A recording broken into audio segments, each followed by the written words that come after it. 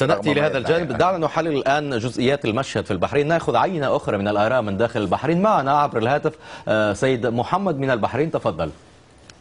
أستاذ العزيز، أرجو أن تعطيني وقت كافي لأن أتحدث لك. أولاً تفضل بما يسمح به وقت البرنامج. دخل أخذ سعادتك. قبل 20 سنة الأكثرية منهم كانوا من أصل فارسي، واليوم الإيرانيين حركوهم.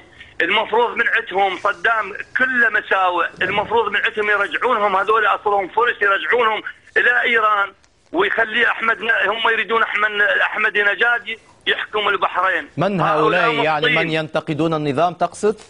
هذول مو منتقدين النظام، هؤلاء أجندة خاصة عندهم. أليسوا مواطنين بحرينيين من حقهم أيضا التعبير عن رأيهم؟ المواطن البحرين اليوم عنده ديمقراطية ليس كمصر أو تونس، وكل الثروات مسخرينها من أجل هؤلاء ناس مدفوعين الأجر ويريدون يدمرون البحرين. المفروض يرجعونهم هؤلاء كلهم إلى الإيرانيين، أصلهم فرس هذول مو عرب، لأن إيران قاعدة تحركهم، تريد المملكة العربية السعودية تسقط ويحركون الشيعة. أنا شيعي والله وبالله، بس هذول أصلهم كله فارسي ولا بيهم عربي أصيل.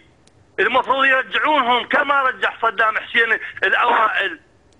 على كل حسب قانون أو مفهوم المواطنة أن تكون من أصل فارسي أو من أصل عربي، على ما أعرف في البحرين لا يختلف الأمر حتى حسب دستور البحرين، لا ينص على ذلك. يحترم نفسه، إذا مو أصل عربي يحترم نفسه ويأكل بهاي النعمة، بيريد يشرب منه ماء لا يدبي حجارة، لا يروح يجيب الفرس علينا ويريد يدمر الأمة العربية. هؤلاء أصلهم مو عرب.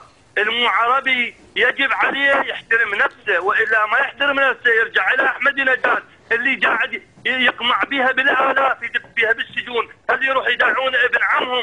هؤلاء اللي يتحركون ويريدون يقاتلون البحرين عربية، وإذا أهل البحرين وحكومة البحرين ما تدافع عن البحرين والله الأمة العربية تدخل وهذول نزيحهم ونذبهم بالبحر. على كل وصلت الفكرة سيد محمد.